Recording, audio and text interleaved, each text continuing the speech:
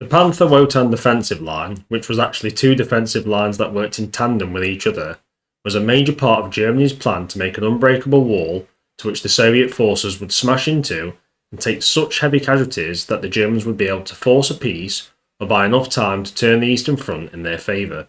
But the Panther Wotan line failed miserably, so let's look into why this happened. In 1943, after the failures at Kursk and the realisation that the German forces on the Eastern Front were no longer capable of launching major offensive operations against the Soviets, it was deemed the best plan of action was to switch to a defensive strategy with a major defensive line being built along the natural barriers of the Dnieper River, and to the north and south of it using lakes and rivers of the Ukrainian Oblast. And on the 11th of August 1943, the order to begin construction was signed. As the Eastern Front was hundreds of kilometres to the east of the Dnieper, it was thought there was no possible way for the Russians would be able to reach the line before the defences were constructed. But the Germans underestimated the Soviets' will to fight, and even though the Germans had inflicted high casualties on the Russians from the beginning of Operation Barbarossa, the Russians were still coming for the fight, and the losses of men had barely slowed them down.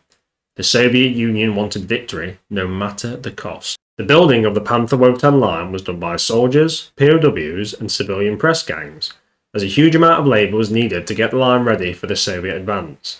It comprised of trenches, barbed wire, concrete fortifications, tank ditches, anti-tank obstacles, also fortified strongpoints and bunkers.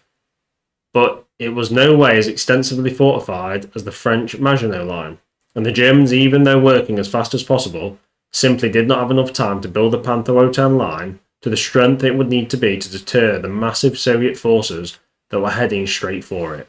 Even after construction started, many German high-ranking officers had very little hope in the Panther Wotan line, and referring to it as the Ostwall, as they believed the name Panther and Wotan would give the men false hope that the wall was yet again another wonder weapon, or in this case a wonder shield, and preferred to keep the men's morale tempered as they knew the Soviet storm was soon to descend upon them. On September 15, 1943, the Germans began their general withdrawal back to the only partially completed Panther Wotan line, and the Soviets were hot on their heels.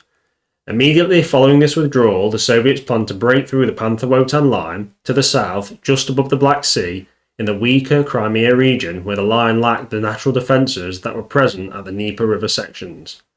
The Russian attack proved successful, with the line easily being penetrated and breached, and the German 17th Army was cut off and stranded in Crimea with no way to retreat by land, and an absolutely dire situation for these men. They were surrounded and no way to escape, and the Soviets were bearing down upon them.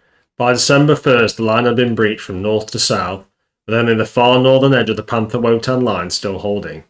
This area would be the future site of the Battle of Narva, a major Soviet assault against the holdout German forces, important in the lifting up of the siege of Leningrad.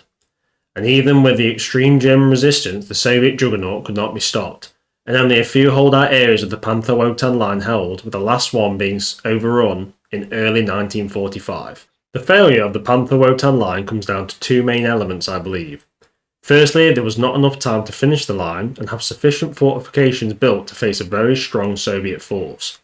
And secondly, a defensive line only works if you have the men and equipment to man it, but by this time Germany had taken heavy losses, and it was beginning to lack sufficient vehicles, support weapons, and well-trained troops to be an effective fighting force.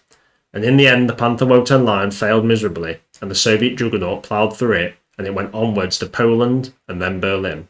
Hope you enjoyed this short video. Please check in on the Court Arms Gates Fell Ostfront videos that also show the mission, in despite of everything, where we actually fight, defending the Panther Wotan line. Ties in well with this. And I'll see you on the next one, guys. Thank you for watching, and you guys have a fantastic evening.